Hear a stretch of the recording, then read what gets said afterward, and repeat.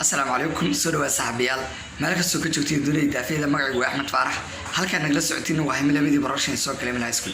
صاحبيال war farxad leh ayaan idin wadaa waxaan hore hadda koor isku soo aragnay ama aan wada ogeynba inaan iri dhawaan waxa bilaabi doonaa course la yiraahdo muuqaal hagaajinta ama video editing hadda صاحبيال course video editing waa diyaar waxa ka diyaarshay 12 cashir ayagoo maqal iyo muuqaala dhamaantood waa soo geli doonaa halkaan wixii su'aalo cashir iska qabtiin qaybta hoose comment-ga ayaad markasta soo qori doontiin himil high school iyo himil media production markasta waxay u taagan yihiin in ay soo baxaan injineero ku xeeldheer xirfadaha ay ku shaqaysanayaan mustaqbalka haddaba si aad uga faa'iidaystid koorsada dambe ee imaan doonaba kanaalka subscribe saar kadibna fura gambalka si video walba ugu soo dhaco sidoo kale muuqaalka saa like saar share gareeb si dhammaan koorsadaas wixii caqabada kaaga yimaado wax xalisantidna